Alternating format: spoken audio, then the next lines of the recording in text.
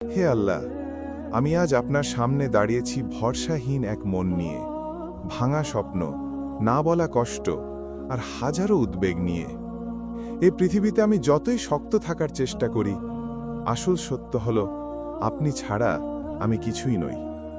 হে পরবর্তীকার, আপনি জানেন কোন কথা আমার ঠোঁট পর্যন্ত আসে না।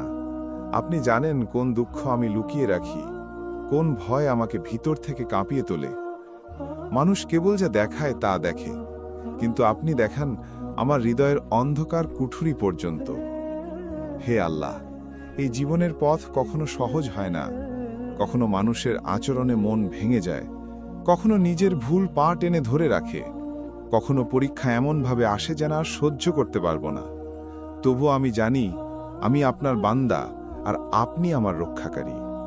হে দয়াময় রব, আমার হৃদয়কে শান্তির নূরে ভরে দিন। যে দুশ্চিন্তা আমাকে গ্রাস করে, যে ভয় আমাকে দুর্বল করে, সব আপনার উপর সোপর্দ করলাম।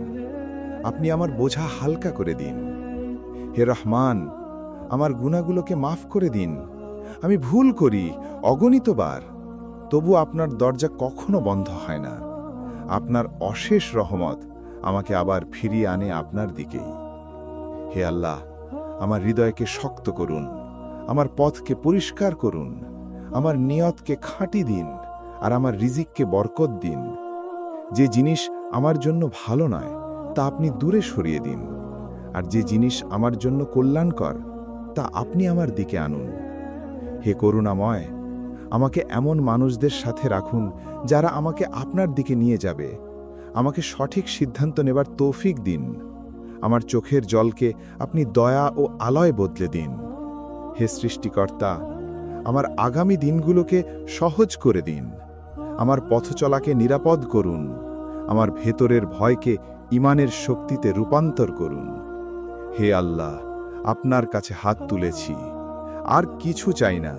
শুধু চাই আপনি আমার সাথে থাকুন, আমাকে কখনো একা ফেলে দেবেন না। আপনি আমার শেষ আশ্রয়, প্রথম ভরসা। আমিন ইয়া রহমান ইয়া রহিম।